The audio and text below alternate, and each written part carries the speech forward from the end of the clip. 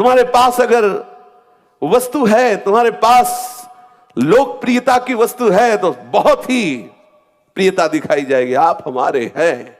और वही व्यक्ति जब किसी काम का संसार के नहीं रहता, संसार की कोई वस्तु, संसार का कोई ऐसे सुख उसके पास नहीं होता, तो मांगना भी चाहे कि तुम कह दो एक बार कि आप मेरे हो, तो वो इतना भी नहीं बोलेगा कि आप मेरे हो। देखा है, पूरे जीवन को देखा है।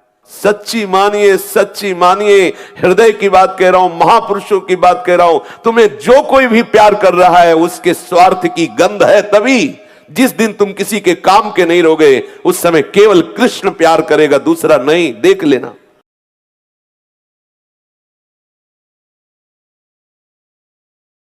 श्री सुखदेव जी से परीक्षित जी प्रश्न करते हैं कि भगवान ऋषभ देव की ऐसी अवधूत स्थिति है कि वो अपने मल में लौट रहे हैं। जब उनके पास ये सिद्धियां रिद्धियां आई तो उन्होंने क्यों स्वीकार नहीं किया? उनका क्या बिगाड़ सकती है सिद्धियां जब ऐसी स्थिति? तब उन्होंने कहा, जैसे चतुर बहेलिया पकड़े हुए हिरण पर कभी विश्वास नहीं करता, ऐसे सावधान योगी, सावधान साधक कैसी भी स्थिति उच्च कोटि की प्राप्त हो जाए, कभी वो मन को छूट नहीं देता, कभी वो विषयों को स्वीकार नहीं करता। नहीं, पता नहीं कब कहां मन फंसा दे। कोई इस मार्ग में तभी अग्रसर होता है जब उसके हृदय में आग जलती है, आग, पश्चाताप की आग। पूरा जीवन व्यर्थ चला गया। ये महापुरुषों के दर्शन से आग लगती है। जहां उनके दर्शन हुए, जहां उनकी प्रेम उन्मत्तता देखी, भगवत अनुराग देखा, तो हाय हाय मच जाता, मेरा जीवन व्यर्थ चला गया। जिसलिए मेरा जन्म हुआ, जिस आनंद की मैं खोज विषयों में कर रहा था, वो आनंद तो ये है जब उनके कपोल अश्रु से भींगी हुई रोम रोम खड़ा गदगद कंठ से हा कृष्ण पुकार रहे, जब ऐसे महापुरुषों का दर्शन होता है तब हृदय जलने लगता, पश्चाताप की अग्नि जल जाती है। वही पश्चाताप उसे महात्मा बना देता है। जब तक किसी के भी हृदय में पश्चाताप नहीं उदय होता, तब तक उसका हृदय पवित्र नहीं होता। पश्चाताप की दशा में ही ये भगवत मार्ग प्रकाशित होता है। हृदय में जलन हो, जैसे एक तितिक्ष ब्राह्मण की कथा श्रीमद् भागवत में आती है। जब उसका सब कुछ नष्ट हो गया, कोई परिवार का उससे बात नहीं करता। सच्ची मानिए, सच्ची मानिए, हृदय की बात कह रहा हूं, महापुरुषों की बात कह रहा हूं। तुम्हें जो कोई भी प्यार कर रहा है उसके स्वार्थ की गंध है। तभी जिस दिन तुम किसी के काम के नहीं रहोगे, उस समय केवल कृष्ण प्यार करेगा, दूसरा नहीं। देख लेना। देखा है, देखा है, जीवन को देखा है। हां, तुम्हारे पास अगर वस्तु है, तुम्हारे पास लोकप्रियता की वस्तु है, तो बहुत ही प्रियता दिखाई जाएगी, आप हमारे हैं। और वही व्यक्ति जब किसी काम का संसार के नहीं रहता, संसार की कोई वस्तु, संसार का कोई ऐसे सुख उसके पास नहीं होता, तो मांगना भी चाहे कि तुम कह दो एक बार कि आप मेरे हो, तो वो इतना भी नहीं बोलेगा कि आप मेरे हो। देखा है, पूरे जीवन को देखा है। दोनों पक्ष देखे हैं। वैराग्य का पक्ष देखा है और वैभव का पक्ष लाडली जी दिखा रहे हैं। संसार केवल केवल स्वार्थ, केवल कोरा स्वार्थ, स्वार्थ में आंसू बहाना, स्वार्थ में प्रणाम करना, स्वार्थ में देखना, निस्वार्थ और वैराग्य या अनुराग ये केवल प्रभु की तरफ से मिलता है, दूसरा कोई नहीं। समझ जाओ, नहीं पछताना पड़ेगा। गोस्वामी तुलसीदास जी कह रहे हैं, सुत बनितादि जान स्वार्थ रत, ना करुणे सभी ते, अंत ही तो ही तजेंगे पामर, तू न तजे अबहि ते। ये सब तुझे छोड़ देंगे अगर तू अभी छोड़कर श्री कृष्ण अनुराग के मार्ग में चल, तो तू समझ पाएगा कि प्रभु तुझे कितना प्यार करते हैं। हम प्रभु के प्यार के लिए ही तड़प रहे, जान नहीं पा रहे। हम उस प्यार को नानात्व में खोज रहे, यही भ्रम है। कोई कृपा सिंधु सदगुरु आकर के हमारी दिशा को मोड़ दे तो आनंद में वो डूबने के लिए जलने लगता है। हाय, ये क्या हो गया, मैंने अपना अमूल्य जीवन कहां, ये पहले क्यों नहीं मिले, मेरा जीवन इतना क्यों बर्बाद हुआ, ऐसा उसके हृदय में जलन होने लगती है। यही जलन उसको महात्मा बनाती है। जिसे अपने कुकर्मों का पश्चाताप नहीं होता, अपने समय के व्यर्थ जाने का पश्चाताप नहीं होता, उसकी दशा गिरती चली जाती है और वो आसुर स्वभाव वाला हो जाता है। सो सुख वांछा से ऐसे दृश्य देखे गए जो कपा देने वाले हैं। ऐसे महापुरुष देखे गए कि जो भगवत अनुराग में छके हैं। श्री स्वामी परमानंद जी महाराज बक्सर के, ऐसी स्थिति थी ब्रह्माकार वृत्ति की, दिगंबर नंग धड़ंग खड़े, होश ही नहीं है। और बड़े धनी मानी, जब कोई इस स्थितियों को पहुंचता है तो समस्त रिद्धियां सिद्धियां उनके चरणों में लौटने लगती है, वैभव उनके चरणों को चूमने लगता है। तो एक अध्यापक थे गांव के, तो उन्होंने देखा कि बाबा तो बहुत पूज रहे हैं, बड़ा वैभव आ रहा है, तो फौरन शिष्य बन गए। ये घटना है, कोई कथा नहीं, ये तो हम जब भ्रमण कर रहे थे तो उनको देखा भी है, चीखते हुए देखा है। अब वो शिष्य बन गए, धीरे धीरे धीरे धीरे शरीर सेवा में आ गए। शरीर सेवा में क्या हो, तो कभी उनको शुद्धि नहीं रहती, भिक्षा ला के पवा दिया आया। और सिद्ध पुरुषों में विचित्र दशा होती है, वो भांग छानते थे, इतनी भांग बांट करके उनको शाम टाइम खप्पर में रख दी जाती थी। जैसे बीच सत्संग में श्री रामकृष्ण परमहंस जी कभी पकोड़ा मांगते थे, कभी हुक्का मांगते थे। सिद्धों की लीलाएं होती हैं, वो अपने को आचरण में नहीं उतारना। महापुरुष जन क्या करते हैं, जैसे भगवान शिव विष पाए तो हम विष थोड़ी पालेंगे। हुआ क्या, हम तुम्हें बता रहे हैं कि माया कितनी बलवती है। जब कोई पश्चाताप की अग्नि में नहीं जलता तो उसको कहां गिरा देता है, ये वासना का भूत।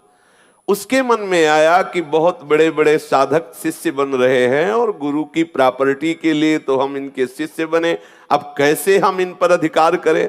सोचा जहर दे दो। ऐसे ब्रह्मबोध साक्षात ब्रह्म स्वरूप महापुरुष को भांग जो बांट के रखी गई उसे हटा दिया, तुरंत जहर मिली हुई भांग रख दी। और वो ब्रह्माकार वृत्ति में डूबे हुए महापुरुष मतवाले गजराज की तरह आए, कुछ आसन में बैठे, खप्पर में रखा और बस ऐसे ऐसे घोरते। और जे भी घोरा ऐसे देखा तो उनका बुला उसको जगदीश्वरानंद को, उसका नाम जगदीश्वरानंद रखा था। श्री स्वामी परमानंद जी बोले बुलाओ उस जगदीश्वरानंद को। बुलाओ, कांप गया। बोले सब लोग जाओ, कुछ हमको इससे बात करनी है। वो कहा बच्चा ये काहे के लिए, वो तो सिद्ध पुरुष थे। और वो तो कांपने लगा और क्षमा करो महाराज। नहीं, बोले ये तो हमारे जाने का संकेत है। वो पूरा उसी के सामने पी गए और बोले बच्चा ये काहे के लिए किया। पी गए, वो कांपता रहा, पी गए। और 3-4 दिन तक वो ऐसे ही आसन में बैठे रहे, कुछ न उठना न बोलना, कोई प्रभाव नहीं जहर का। वो कांपता रहा कि आप जिस दिन ये बाहर समाधि से आए और बोल दिए तो हमें काट डाला जाएगा। बड़े बड़े समर्थ महापुरुष उनके शिष्य हैं। अब वो 4 दिन के बाद नेत्र खोले और कहा बच्चा हमने इसीलिए पिया था कि हमारे जाने का संकेत मिला था। देख तेरे जहर से नहीं, जहर का इतने दिन तक प्रभाव नहीं, वो तो तत्काल प्रभाव डालता है। देख मैं जा रहा हूं। और जे भी शरीर छोड़ा, पूरा शरीर काला हो गया जहर के प्रभाव से। अब तो हाहाकार मच गया। अब कोई ये जान नहीं पाया कि ये घटना क्या हुई, पर बाहर से सबको संकेत मिला कि सरकार का शरीर पूरा हुआ, जहर कोई किसी ने जहर पवा दिया। तो जानते हो क्या हुआ, अपने आप उसके शरीर में जैसे खेत में पानी सूख जाए तो दरारें पड़ जाती है मिट्टी में, ऐसे उसके शरीर में दरारें पड़ना प्रारंभ हो गई त्वचा में, और उनसे मवाद गिरने लगा। आंखें खुली खुली ऐसे और उनसे पानी बहे। चीख चीख के चिल्ला चिल्ला के रात दिन, हमने सुना है उसकी चीख, रात दिन हाय हाय चिल्लाता रहता और ये कहता है गुरु अपराध देखो मुझे मार रहा है, गुरु अपराध। कोई पूरा जीवन तड़पते हुए मरा। क्या हो गया ये देखो, आसुरी भाव कहां पहुंचा दिया, कहां पहुंचा दिया। श्री रामदास काठिया बाबा के कमर में उनके गुरुदेव ने काठ बंधवाया था, भजन साधन में प्रमाद न होने पावे, नींद आदि उनको ज्यादा शिथिल न कर पावे। इसलिए उनकी सेवा में एक शिष्य रहता था, उसके मन में आया बड़े बड़े लोग आते हैं तो हो सकता है इसमें सर्फी आदि हो, इसलिए कमर में बांधे हैं, जहर दे दिया। चरित्र आता है उनका, कैसी मूढ़ता। ऐसे भगवत स्वरूप महापुरुष जिनके आश्रय मात्र लेने से भगवत प्राप्ति हो जाए, तुरंत माया पर विजय प्राप्त हो जाए, ये संसारी जीव क्या जाने कैसा अपराध कर बैठते हैं। यदि हमारे हृदय में अपने कर्मों का पश्चाताप न हो तो हमें कहां गिरा देते हैं।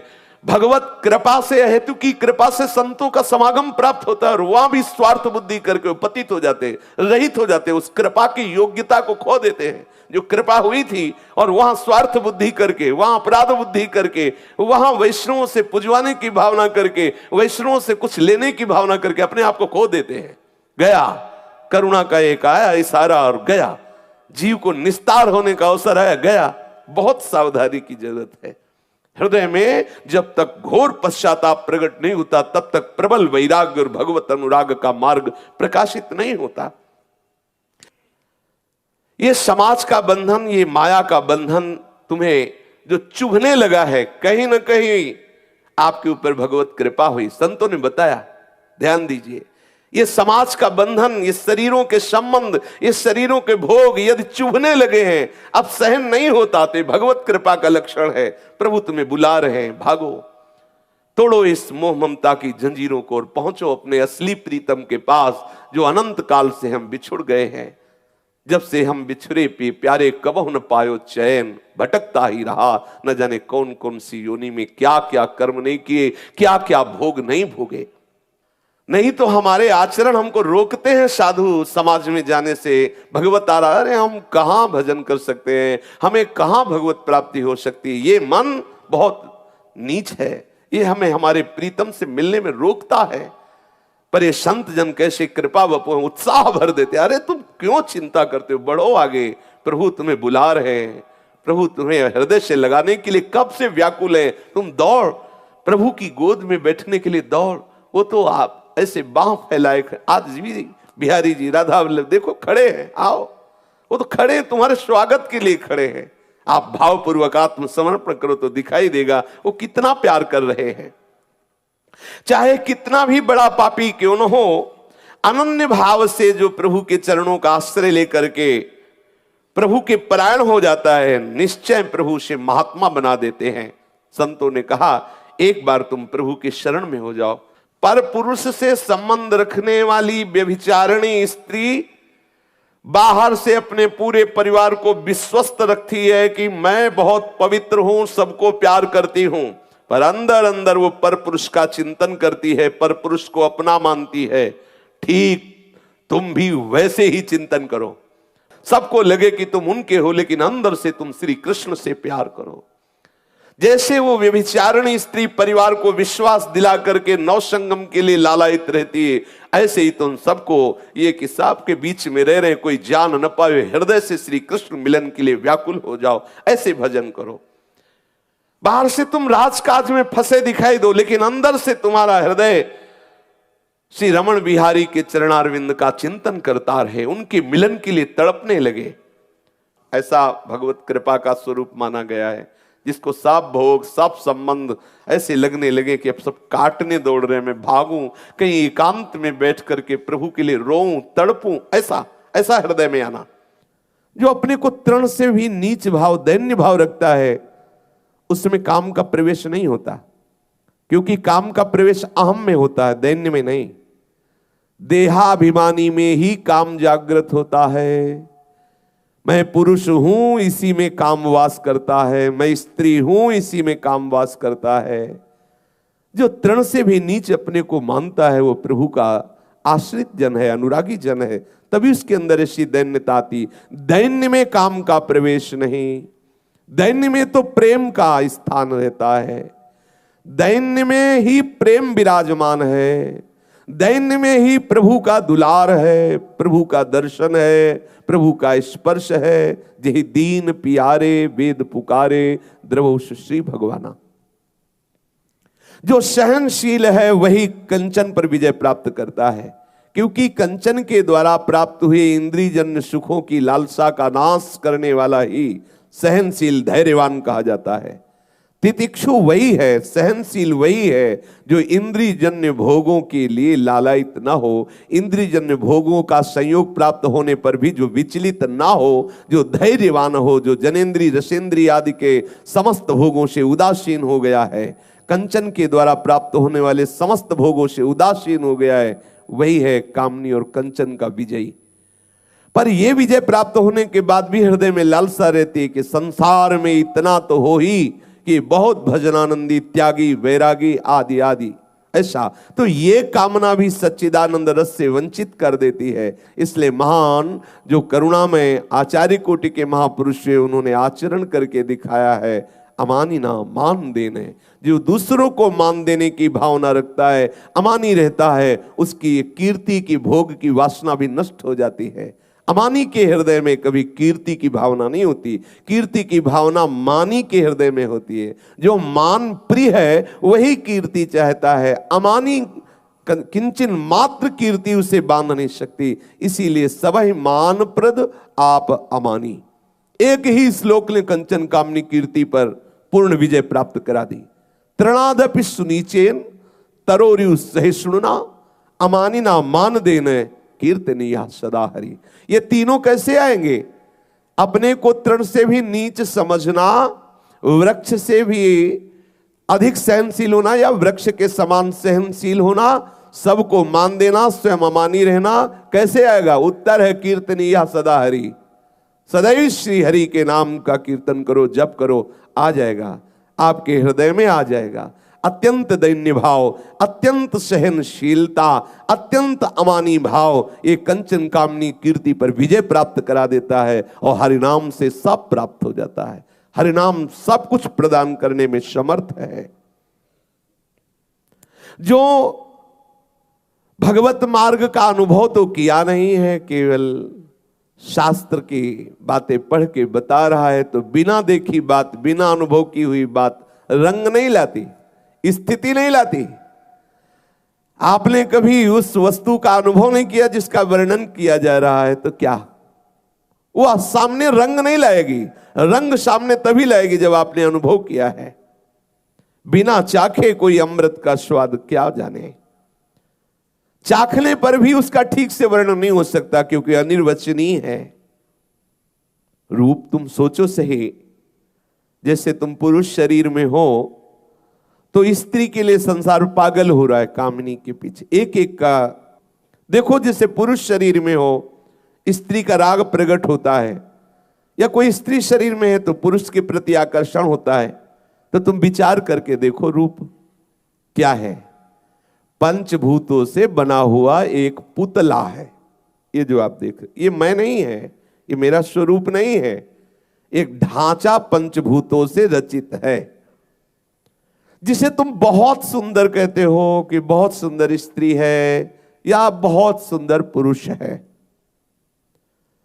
अगर उसको संग्रहणी का रोग हो जाए, अर्थात 100-200 शौच 2-3 दिन में हो जाए, फिर उसकी हालत तुम देखो क्या होती है।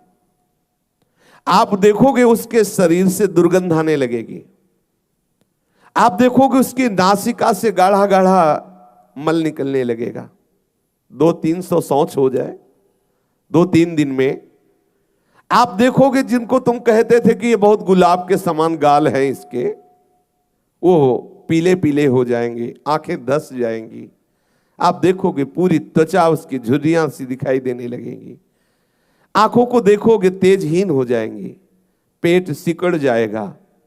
आप देखोगे उसके शरीर की दशा बदल जाएगी। आप देखोगे बात करेगी तो श्वासों से बदबू आने लगेगी, वाणी में वेदना दिखाई देगी। 4 दिन पहले जो उसको सर्वस्व समझ रहा था, सुंदरी या सुंदर समझ रहा था, अगर 200-300 शौच हो जाएं तो हालत ऐसी हो जाएगी कि उस सुंदरी या उस सुंदर को देखने की भी इच्छा नहीं होगी। एक प्रसंग आता है कि एक दासी राजमंत्री के यहां सेवकाई का कार्य करती थी, और राजमंत्री की एक पुत्री थी और उस दासी के एक पुत्र था। किसी कार्य से दासी का पुत्र राजमंत्री के घर में गया तो उसकी दृष्टि पड़ी राजमंत्री की पुत्री के ऊपर। वो यौवन अवस्था को प्राप्त थी, देखते ही वो तो आसक्त हुई, इतनी सुंदर। अब उस मन में इतनी व्याकुलता हुई कि इसे प्राप्त तो कर नहीं सकता, मैं तो दासी पुत्र हूं। भोजन छूट गया, रात में नींद आनी बंद हो गई, धीरे धीरे शरीर पीला होने लगा, खान पान सब छूट गया। उसकी मां ने पूछा तेरे को रोग क्या हो रहा है? कुछ नहीं बोलता, क्योंकि असमर्थ है। प्राप्त करने की बात भी अगर बोल दे तो गला काट दिया जाएगा। अंदर ही अंदर उसने इतनी व्याकुलता बैठा ली कि सब खान पान विश्राम नींद सब खत्म। मां ने कहा देखो तुम मेरे बेटा हो, एक बार हृदय से बता दो क्या बात है, कोई रोग तो है नहीं तुम्हें? तो उसने कहा मां बड़ी कठिन बात यह है कि मैं जब उस कार्य के लिए घर गया, वहां देखा राजमंत्री की पुत्री को तो मैं आसक्त हो गया, अब मैं उसके बिना जी नहीं सकता और पक्का समझता हूं कि उसकी प्राप्ति असंभव है। इसीलिए मुझे कुछ अच्छा नहीं लग रहा, पता नहीं मेरे को क्या हो गया। अब मां थी, डरते डरते गई, राजमंत्री की पुत्री से बात की, और वो बहुत विवेकशील, शास्त्र स्वाध्याय करने वाली थी, सुलझी हुई थी। वो हंस दी, अच्छा तुम्हारे पुत्र को ऐसा, ठीक है। वो मां से कहा कि तुम पुत्र को बुलाओ। वो आया, वो कहा ऐसा है 4 दिन बाद हम तुमसे मिलेंगे, 4 दिन बाद तुम आना, जाओ खाओ पियो आनंद से रहो। बड़ा आनंदित हुआ कि ये तो बिल्कुल दैव योग ही प्रकट हो गया, नहीं मैं तो सोच ही नहीं, बड़ा आनंदित। तब खान पान शुरू, मां उसकी प्रसन्न हुई। 4 दिन बाद उसी दिन उसने ऐसी औषधियां पाली जो बार बार शौच हो, बार बार, और बहुत सोने के घड़े में वो शौच रख दी। 4 दिन बराबर सैकड़ों शौच होने के कारण जैसी दशा वर्णन की जा रही ऐसी ही हो गई, गाल पिचक गए, आंखें सिकुड़ गई, एकदम ऐसा। वो जब गया तो सब, और उसने साफ नहीं करवाया, सब ऐसे ही खुला, उसमें मल भरा हुआ, दुर्गंध छाई हुई, ऐसा सैया पे थी। बोले आओ, तो ऐसे नाक में कपड़ा लगाया और देखा कि वो सब चिकनाहट जो चमड़े की थी वो कहाँ गई। उसने कहा वो सुंदरता कहाँ गई। बोले घड़े में भरी है वो सुंदरता, वो घड़े में भरी, देख लो सुंदर। उसने देखा, उसको घृणा हो गई, भागा, मुझे नहीं चाहिए राजकुमारी। ये सच्ची मानिए, ये मल की चिकनाहट है।